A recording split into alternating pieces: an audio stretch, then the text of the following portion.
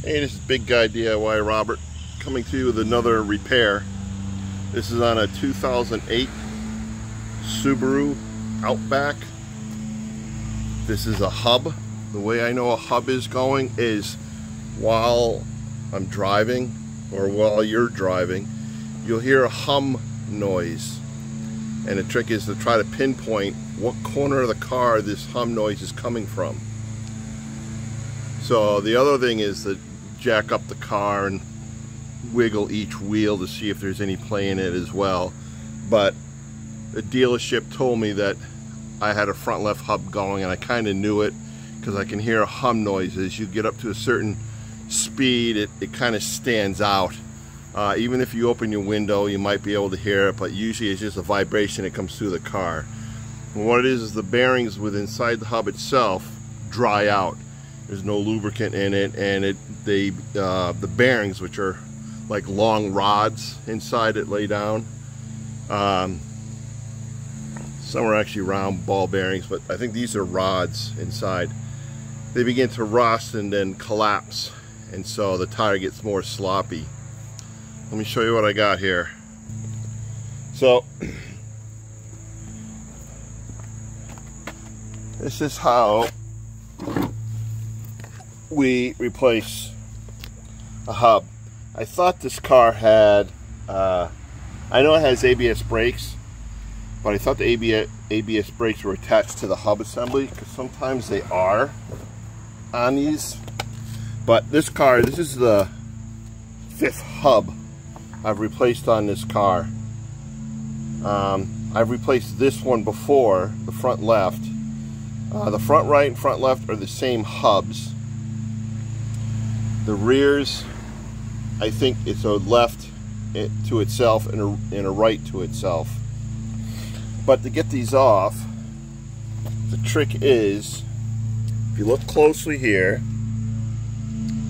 you can see this bolt, this nut, this is what actually holds the hub on. There's a dip here where that paint is. See how it's bent in? So what you have to do is, using a flathead screwdriver, is you actually have to bend this out.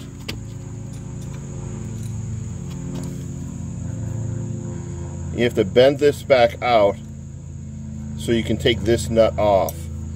That I would do before I would do my lug nuts.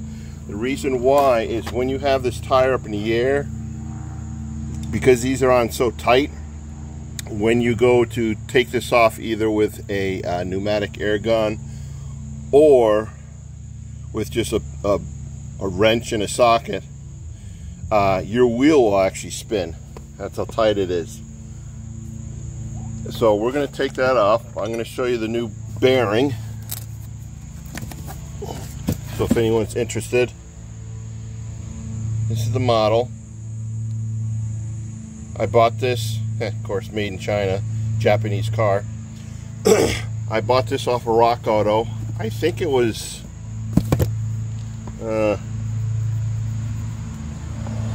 definitely over $100. I own around 140, 130. I'm not sure exactly, but I do this with one hand.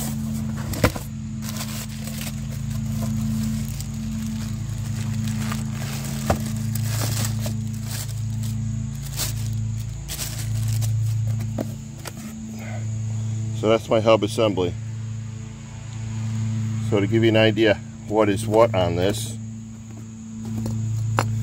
this part here is what attaches to the car. What here is the drive shaft goes into, and then that's kind of obvious what attaches to this. So the bearings excuse me, are right here. Some people will try to replace this and change it, save the hub and just replace the bearings, but I do not own a press, and I will never purchase a press, because it's far more work to get these out just to press in new bearings than it is just to buy the whole assembly.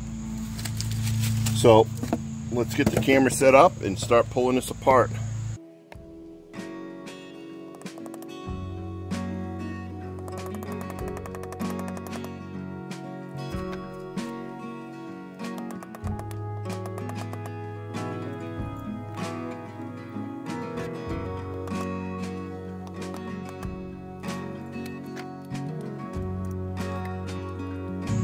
Your socket size for this one is 32 millimeters.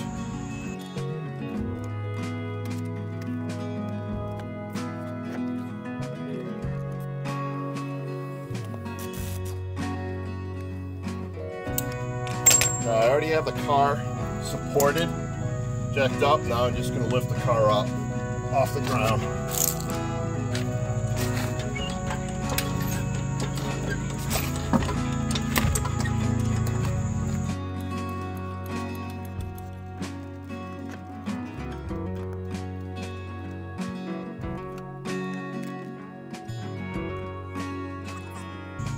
That's the part that gets pushed down.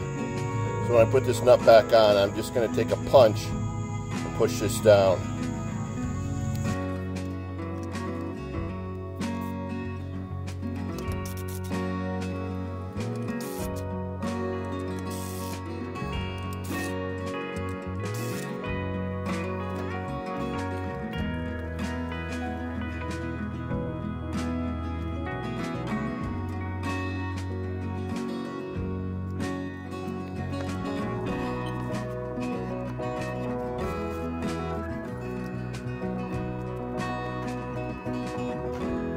Alright, next we have to take the brake caliper off.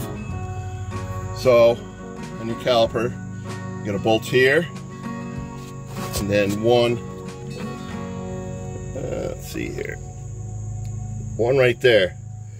Those two come off, and the caliper itself will come off. And then we got to take the caliper housing off, which is, again, two bolts. I don't know if I can get them. Here you go. That one there, and there's one straight down underneath it.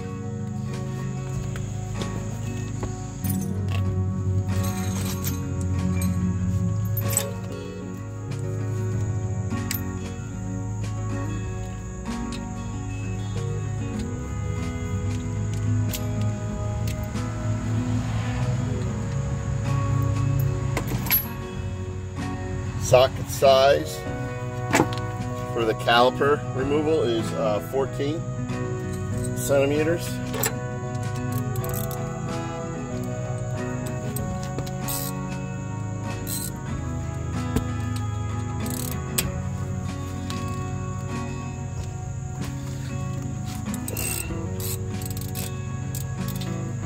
Now I'm going to do the bottom one first before I do the top one.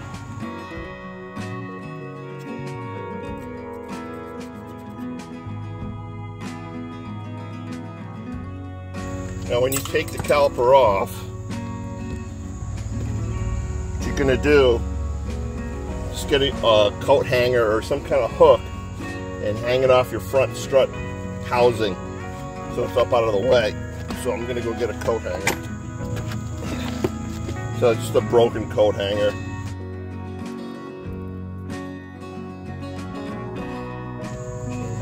Now, like any time you change your brakes or your brake pads, the procedure of putting this all back on is going to be identical. So you're going to have to take a pad off and press your hydraulic calipers back into their own housing.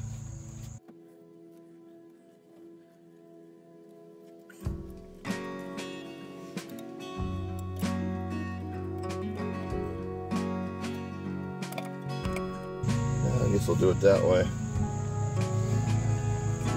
Remove your brake pads.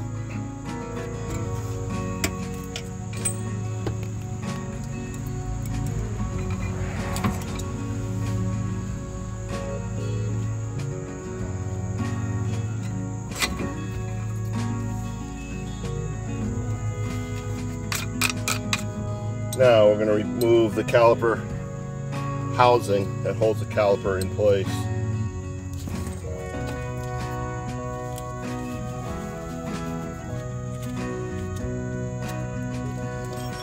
So the nut that's come off, there's one here and one down here. This one here, you can't get a socket on, so you got to get a wrench, 17 millimeter.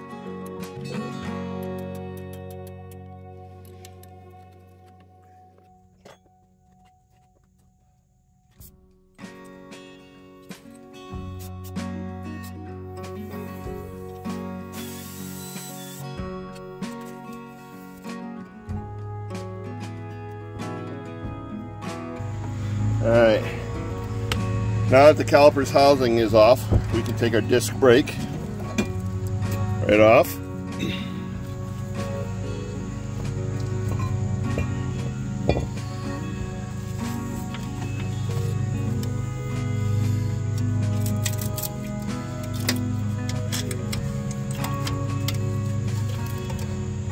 This is your called dust pad. I might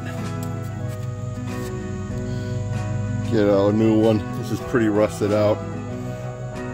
But here are your bolts. One there, and then two on the bottom. The heads are on the back side of this that you need to take these out.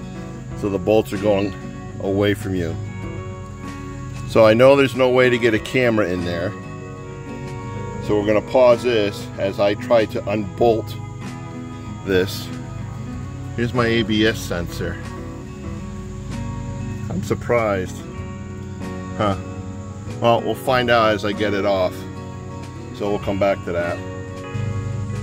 One thing I forgot to mention is now that we've taken this nut off, that is actually the nut that holds your drive shaft inside. So if I push on this, I'm actually pushing my drive shaft inward. So it's a balancing act between undoing your bolts and pushing the drive shaft out, because the drive shaft, as it enters, where's my new one? As the drive shaft enters from the back of this, see, this is the top here. As the drive shaft enters the back of this here, the bolts that are holding this on up here are inside the same area as the drive shaft, and you got the boot here. So it's very, very tight to get a socket in here to get those bolts out so you can drop this bearing. It's doable, but you got to be patient. So as you loosen these up, you're going to continue trying to remove that drive shaft back just a little bit. I'm actually going to spray a little WD-40 in there because I can see rust inside there. So just add a little lubrication to make things easier. Okay. I'm going to make an attempt to show you where these bolts are on the back side.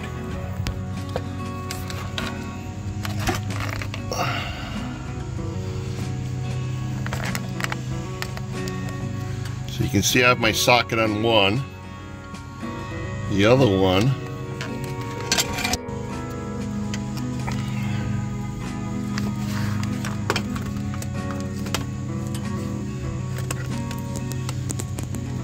you can see the other one on the opposite side, if it will focus. So let me back out slowly. Sorry for the shaking of the camera, but I'm under the car. So there you go. Those are the bolts that you have to get at. And the boot here and this gets in the way. You actually have to push this back, pushing the drive shaft back in order to get your socket on these, especially these two top ones are going to be the most difficult ones to get to. But it's doable. This is not a rush job. You got to take your time on this one. So we'll be back when we get this off. All right, we're back at this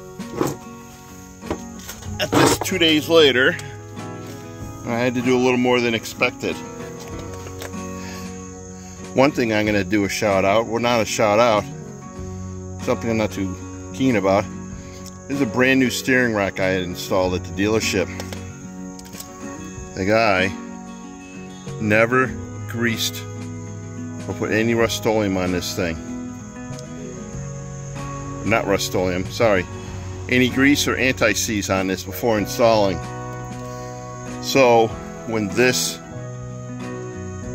part of the rod is through this hole, there's a nut on the top and then a cotter pin. What I had to do is pull the cotter pin, take the nut off, turn the nut upside down, take a mallet and hammer this out. With the nut being on top of this upside down means I wasn't damaging the threads to this, and the nut, because it has slots in it. Let me see if I can find it.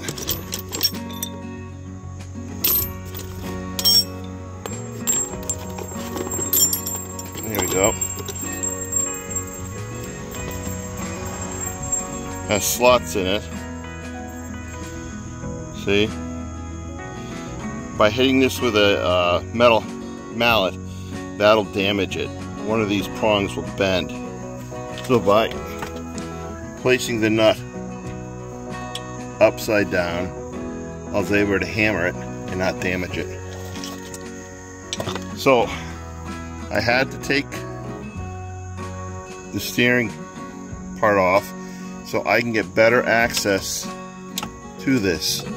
I had the 3 bolts that hold this bearing on were rusted in place. 2 of them had rounded out. Come on, camera.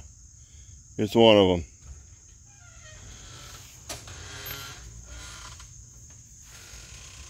Here's the other one.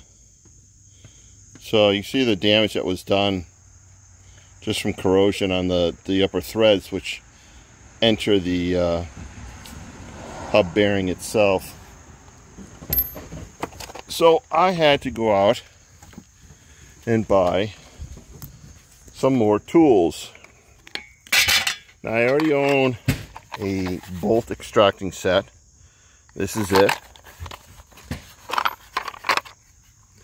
And as you can see, these here, as you turn, would clamp onto the bolt.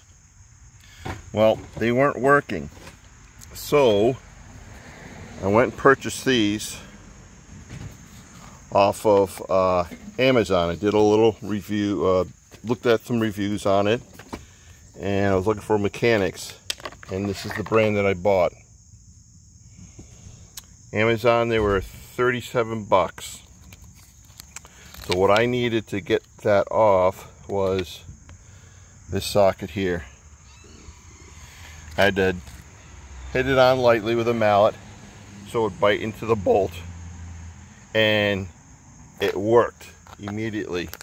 But I did buy another tool, of course, is this extra long ratchet with the swivel head.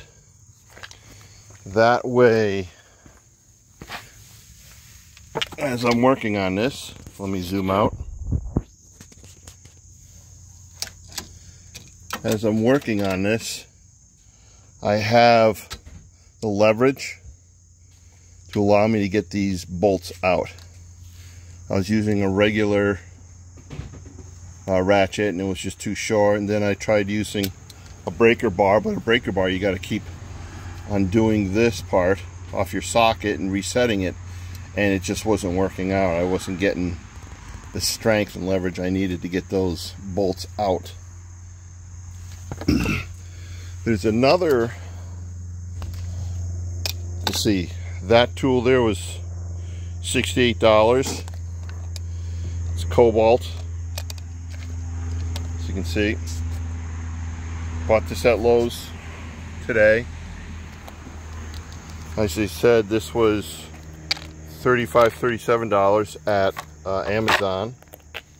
And I also picked this up because it's a slightly different end part. It's kind of like a spiral, and if this didn't work, I had this to try. This cost 20 bucks. The difference between these two is this is a much harder steel, so you can use an impact wrench on this. This says you can, but it's a softer steel, and I wouldn't really want to, because the bolt was so tight that I actually sheared one of my extensions trying to get that thing off. So I've done my shearing of bolts and nuts and stuff, but that's a first, shearing an extension. So since I'm not reusing my current bolts that it came out, I went out and bought new ones. So price of these were $2.08 each. A new shield, which will replace this one, that was 88 bucks. Again, at the Subaru dealership for those.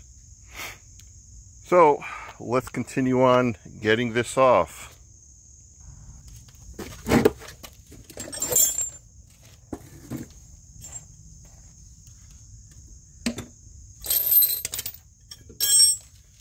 So 4 bolts are off, so this should come off.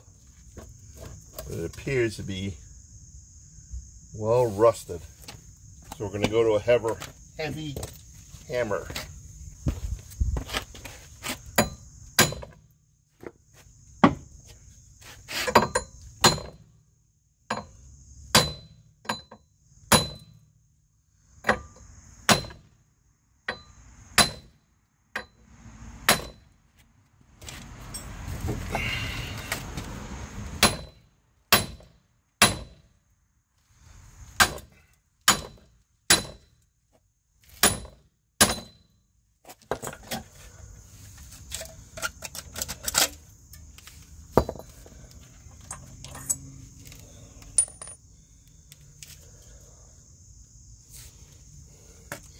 Yeah, I'd say it was time to replace this.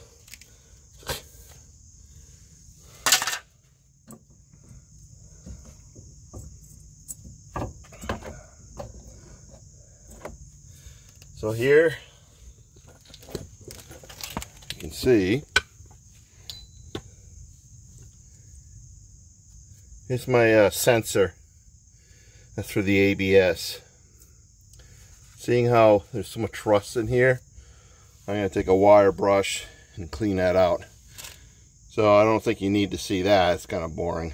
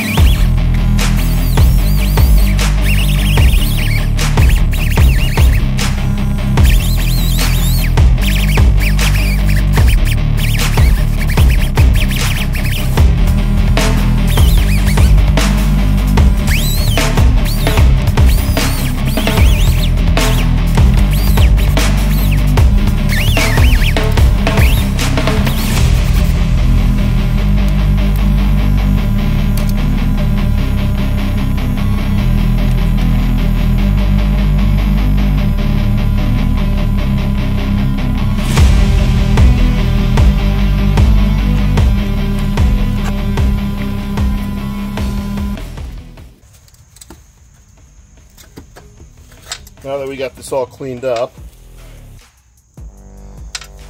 wanted to take this here and just turn it. And as I turn it, it should be a smooth turn, and it's not. It's grindy. Some places it catches.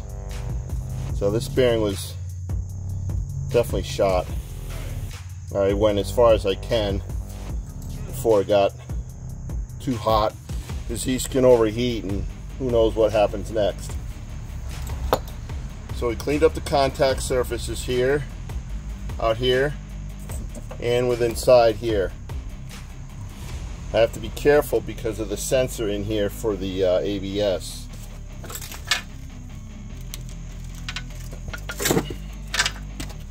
So next is we put the new one back on. First thing we want to do is, I'm using grease. That is for bearings. The multi-purpose grease for bearings and chassis. So what we're going to do is put some here on the axle. I don't know why. I should put it on afterwards, but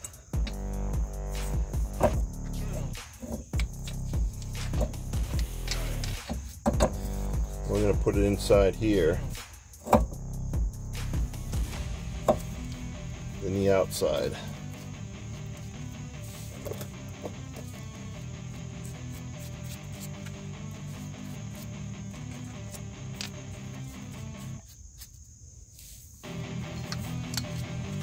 And I'm going to put it on the part too.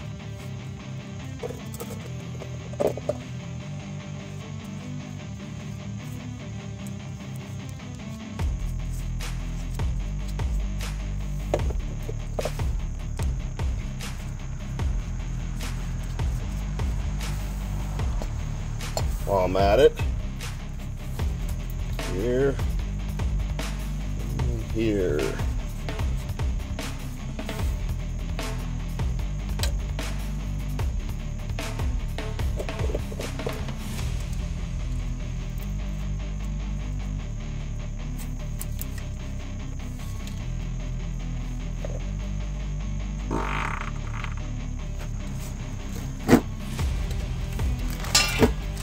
For the bolts, I'm not going to use the bearing grease on that. I'm going to use anti-seize.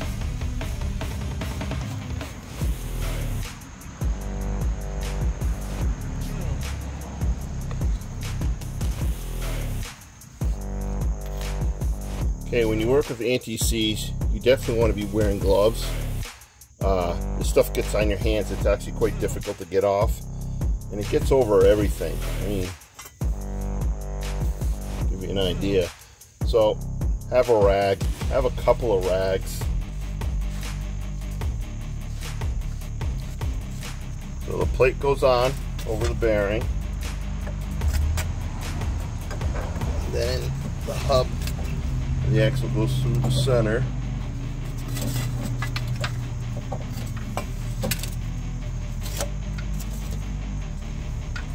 I'm going to do my top bolt.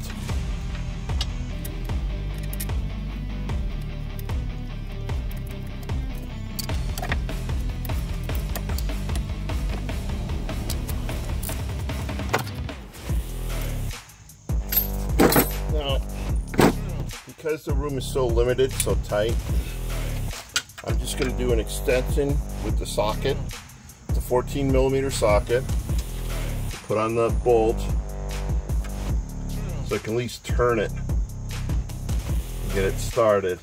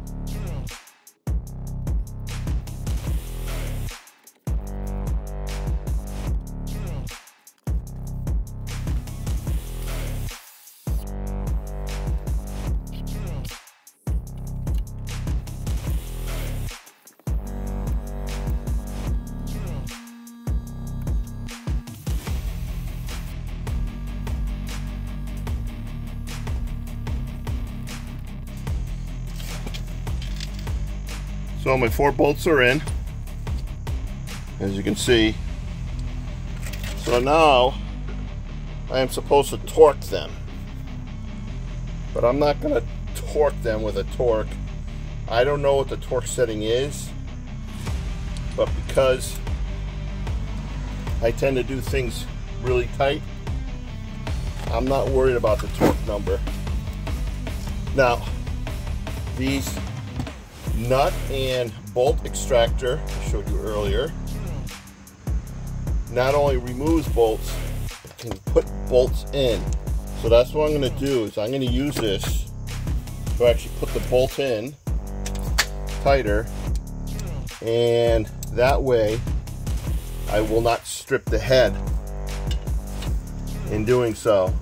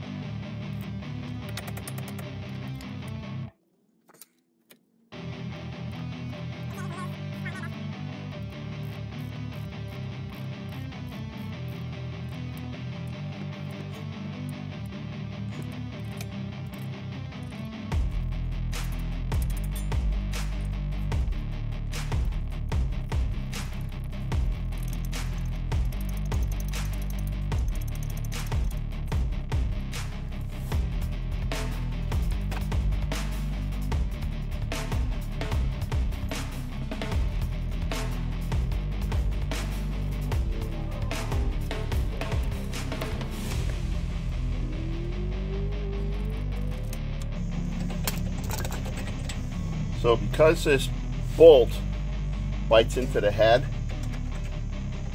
it takes a little manipulation to get it back off.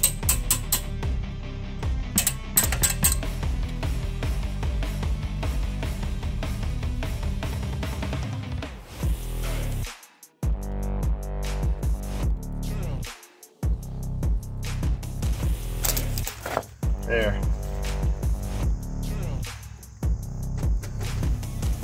New hub is in. Next we gotta put the steering column back on.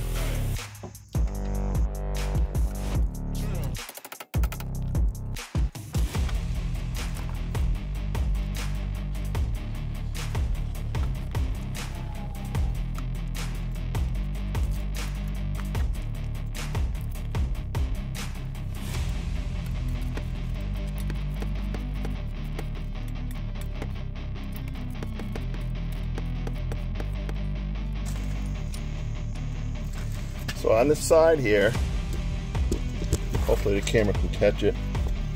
On the side here, there's a hole through the stud that's attached to the steering column. I got to turn this nut so the hole is exposed.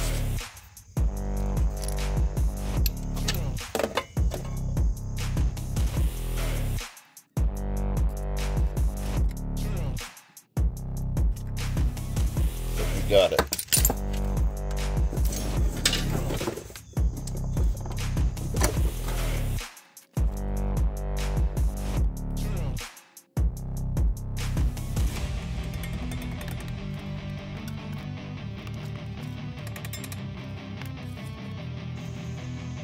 Once you get the cotter pins through, you just bend one part of it. You don't have to bend both ends.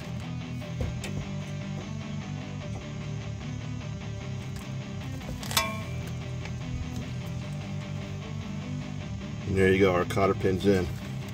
So now our steering's back on.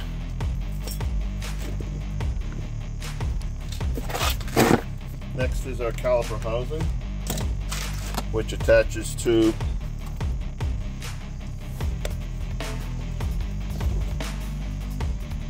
these two holes here. Before I put the caliper housing back on, I clean my contact points here. They're going to contact the caliper housing. I'm also going to take anti-seize, touch these areas here where it's metal on metal, and then put some inside the threads, so I don't have to put them on the bolts, so the threads will have it.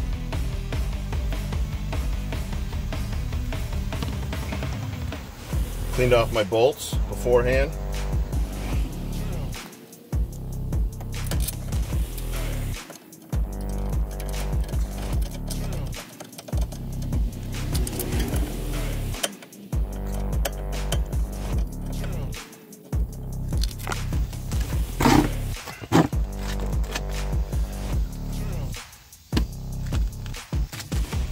Oh, you know what? Wrong. That can't go on yet. Glad I caught it.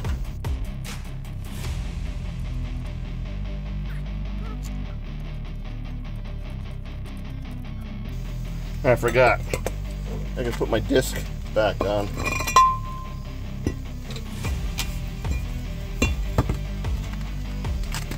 So again, doing anti-seize on the back side of this, not on the studs that hold the wheel on,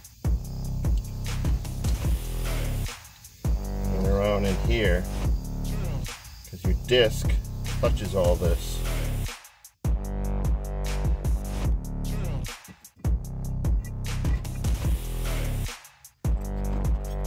Now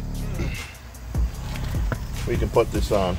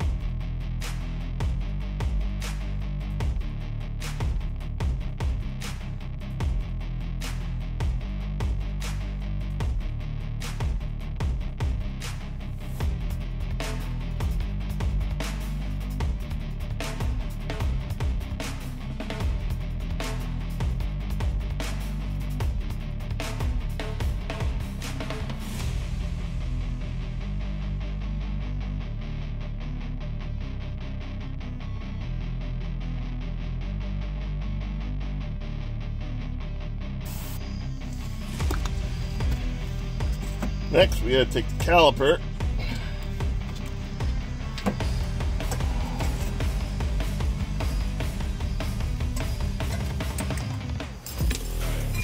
and we have to force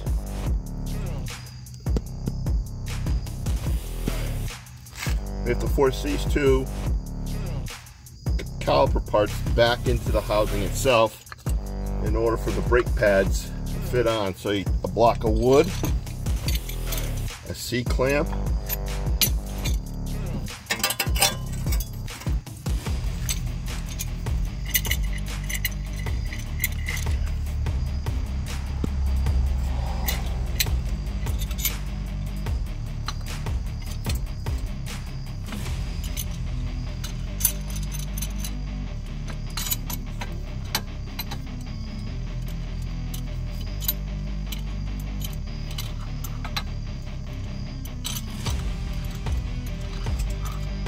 just slowly tighten this.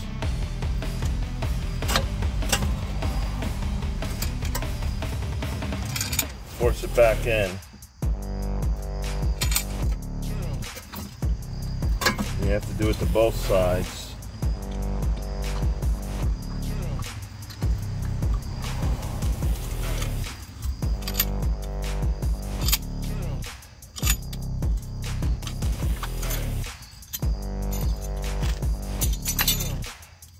There we go.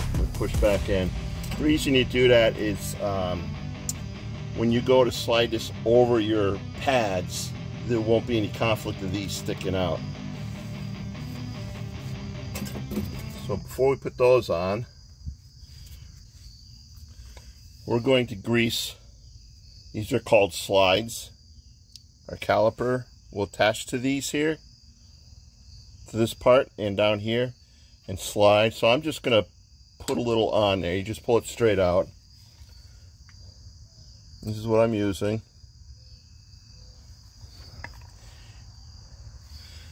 And it's already pretty well greased, but never hurts to have a little extra in there.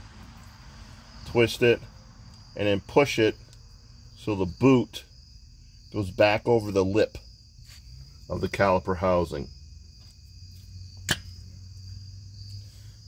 See, inside this boot here, it'll actually go over a lip that's on the housing. That helps keep dirt and crap out.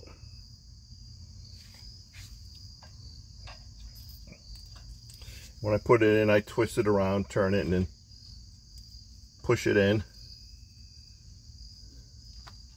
There we go.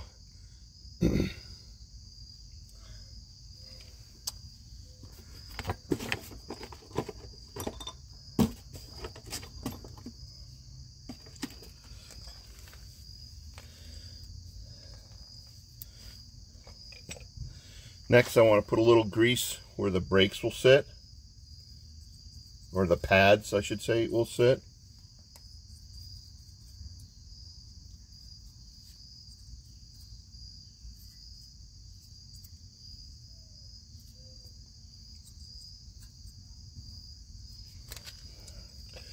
And then on the back of the pad as well.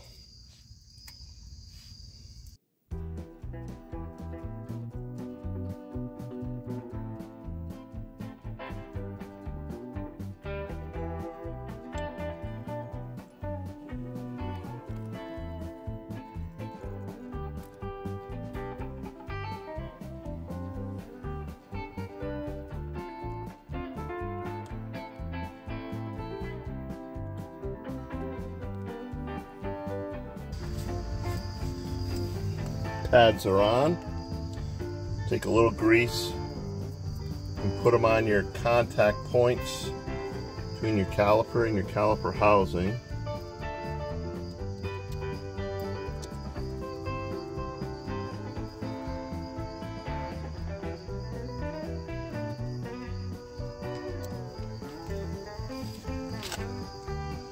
Now when you do this, make sure your hose from your brake to your caliper is not twisted. That'll actually affect performance. So we slide the caliper on. Got our nuts already, or bolts I should say.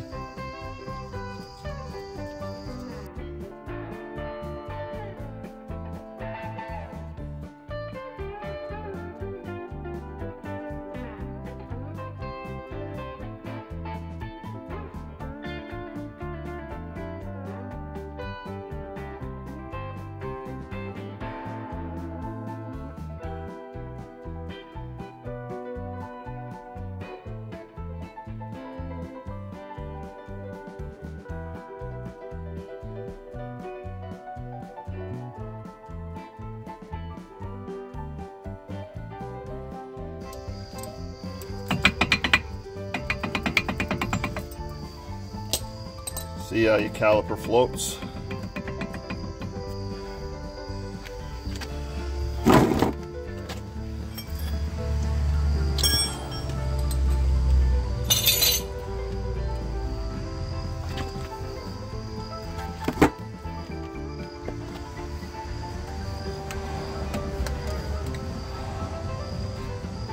Lastly,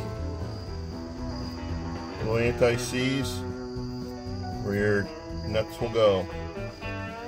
You don't want your nuts to stick. That could be a bad thing.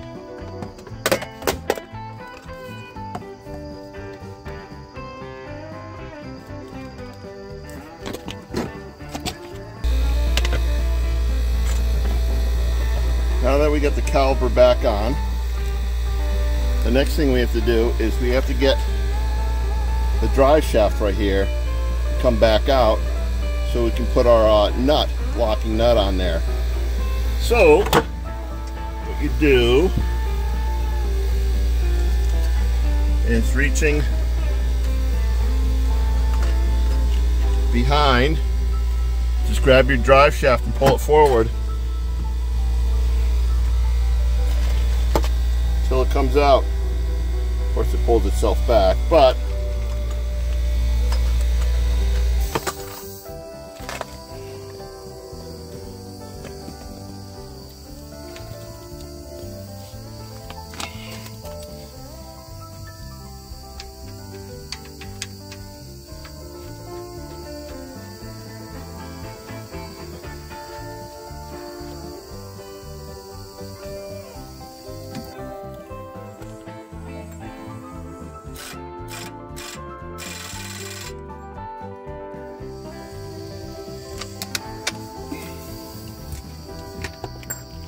Now remember earlier, I said there was a notch.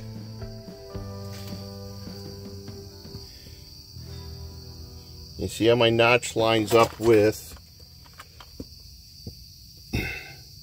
where you have the split here, and this is where the part that has to be pushed in into that notch. So what you do is take a punch, just regular metal punch, put it right in the top and punch it down.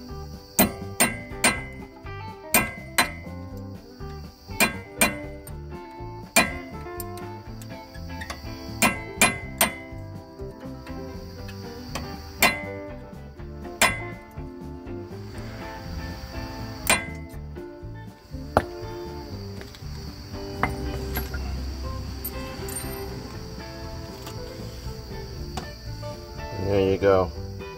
If you can see that. Punch down now. So now we can put our tire back on.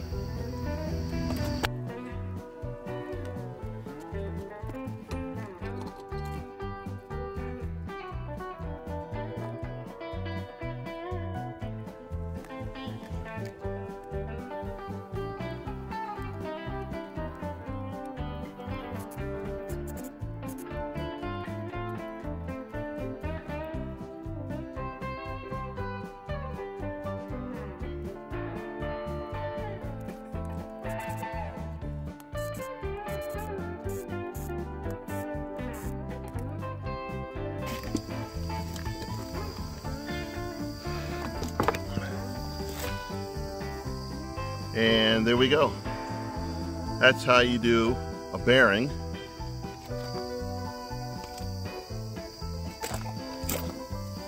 on the front end of a Subaru 2008 Outback Subaru. The quote I had for doing this bearing at the dealership was well over 400 bucks. Hope you can hear me over this thing. Was well over 400 bucks to do this. Besides the tools I bought, which I'll be using for other things, so that's kind of a wash. I spent $150, under $150, around $130 total for everything. So it's an easy job. It's a little labor intensive. Especially if your bolts strip, the heads of your bolts, then you're running into trouble. But if they do strip, try that product out that I showed you. I'm very happy with it. It worked in the first shot. You definitely gotta, I did not want to use an air tool on it because I didn't have the leverage to get behind the tool to put it onto the head of the bolt and then use a pneumatic wrench to move it out. So I just used the hand tool. That's why I bought that extra long ratchet handle. So this is Big Guy DIY. Robert signing off. Any questions, rifle them below in the comments. Please give me a thumbs up if this helped out at all, and don't forget to subscribe. Have a good one.